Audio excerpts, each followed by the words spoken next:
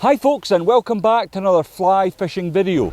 As much as I've stepped back from competition fishing over the years, I still keep my hand in by doing some AMFCs, and this year I've represented the Soldier Palmers in Division 1.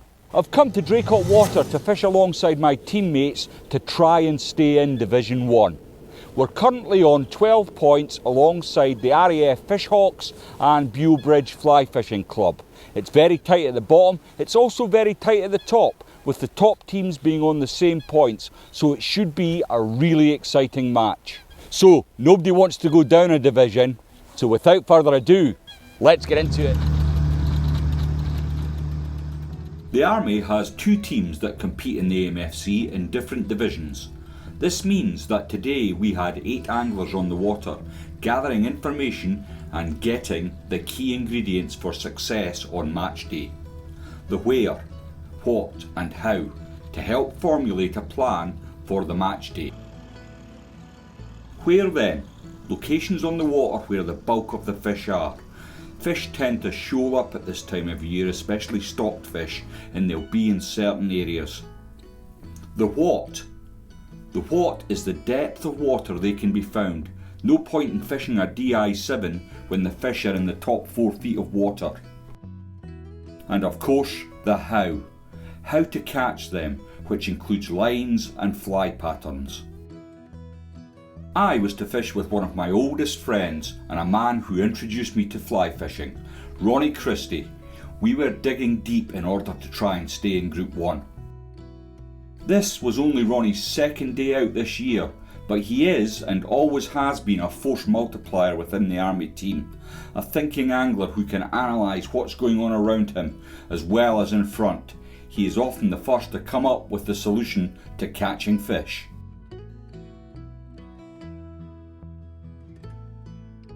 Ronnie and I were sent to Toft Shallows to start our day, and initially it started well, with Ronnie taking fish quickly on a 3-foot midge tip with cormorants. I was getting the odd follow and pluck, but no lockups. It was shortly after this that the forecast wind hit, and the bottom of the wind was definitely not where you wanted to be. We both agreed that it was getting a little dangerous and decided to move to the top of the wind and Rainbow Corner. As we were motoring up, the engine started to play up, the reason being the drogue rope was wrapped around the propeller. After chastising Ronnie for not getting the ropes clear, even worse disaster came. The anchor fell from the bow of the boat and broke Ronnie's rod just above the cork handle.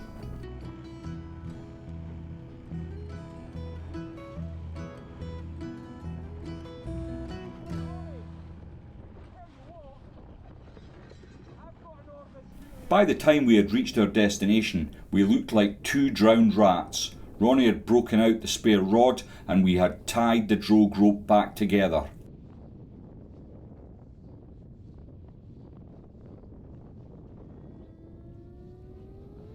This was the turning of the tide, and Ronnie started really getting into the fish with a fast glass line, just stroked back.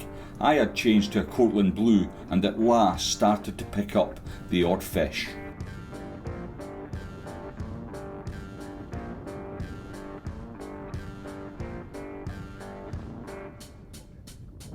Being in communication with the rest of the squad is essential in practice, and it was great to hear that a couple of our other boats were doing really well. Tip lines of various lengths were doing considerable damage, from 3-foot to 12-foot tips. I was finding it difficult to see past what Ronnie was doing though.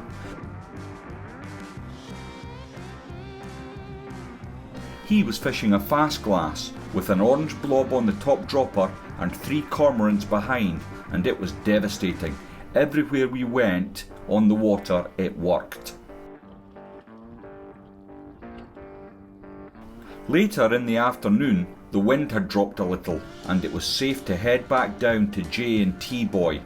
We worked the area between the 2 buoys and it was like someone had flicked on the switch. It was going to take some convincing for me not to start there on match day.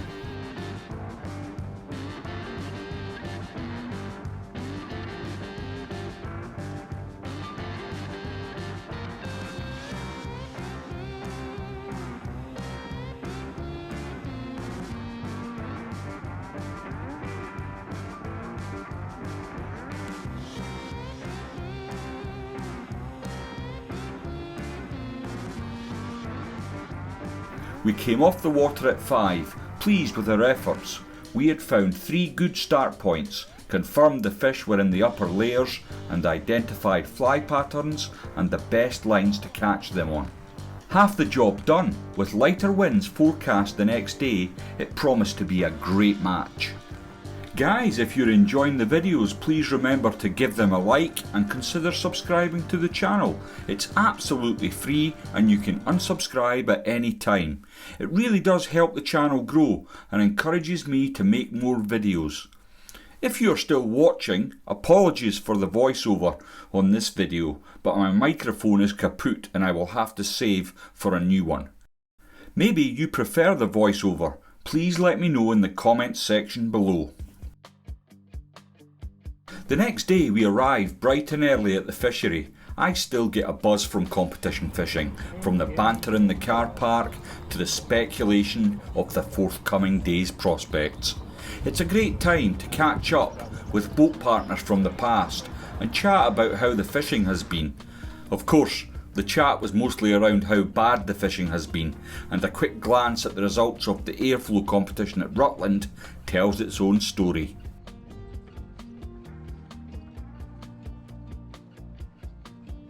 The prospects for today though were much better, and it was fairly evident from the chat that Rainbow Corner was going to be particularly busy.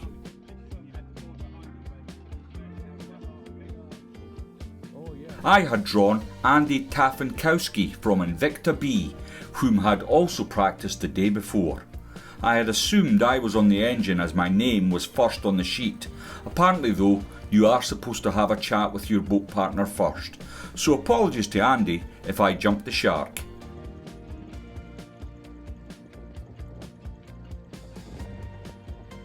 Andy had also had a good practice day and had not set up much different from me.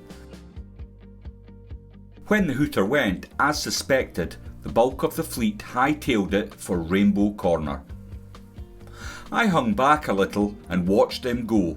Only 5 or 6 boats remained to fish the J and T-Boy area. The first few drifts were a quiet affair, with only the very odd rod bending.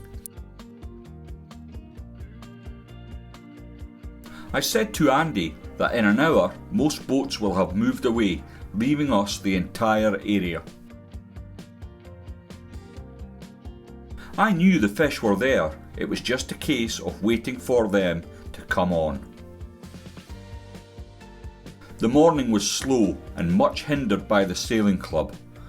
I am all for sharing the water, but some of the boats were getting dangerously close, many unwittingly sailing over our fly lines, which was annoying, but they were only kids and I bit my tongue.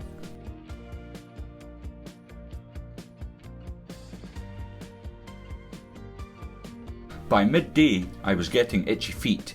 We had managed 3 fish to the boat between us, and I had, in a moment of lunacy, propped my slow glass. There is always the dilemma, and the nagging question is it fishing better somewhere else? Andy and I agreed to going and having a quick look. We did not get more than 100 metres when one of my teammates came down and cautioned against it. Initially, Rainbow Corner fished well, and the first few boats through made hay and did well. The problem, of course, is when the fish are so high in the water, they will not tolerate boats going over them for long. The continued churn of redrifting boats soon slowed the fishing to a near stop. Andy and I decided to stay put and keep working. The sailing boats were going in for lunch and we had the area undisturbed for an hour or so, at which point we both started to build our bags. It was steady. We lost a few, we got a few. Then the sailing boats came back out, which made the task a little harder. By around 3 o'clock, one of our B team came down. Steve Laws had fished exceptionally well. Being amongst the first boats through Rainbow Corner, he had gotten to 11 fish by 1:15, but was struggling to net his last fish. I immediately got the fly patterns and methods he was using from him and changed. With only 2 hours to go, it was going to be tough to finish, but luck intervened. I think I must have used all my luck up in one day. I was hooking fish at range that I had no right to be landing. I even had one fish come and claim a fly I had just flicked over the side of the boat. All the while, Andy was keeping in touch. The fish were coming alive, as they had done the previous day, and there were only 2 or 3 boats there to take advantage. I finished my 12 fish limit at 20 to 5, and Andy had 9. It only takes a minute to add to your bag, and I convinced Andy that going back around would be better than carrying on the drift. As I threw the drogue out with only 4 minutes of fishing time left, Andy caught a fish, but sadly it came off. The very next cast, he hooked another that came safely to the net. Double figures and a great way to finish the day. The big question was, had we done enough to stay in Division 1 next season? A quick count up of fish saw us with 2 limits, a 9 and a 7, 40 fish, plus a little time bonus. Bewl Bridge had 42 fish.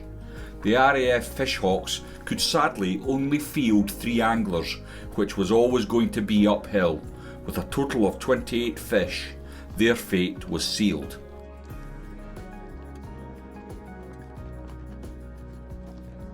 At the after-match meal, we were all more than a little surprised to find that we had won the association match, narrowly beating Bewl Bridge by only 5 ounces.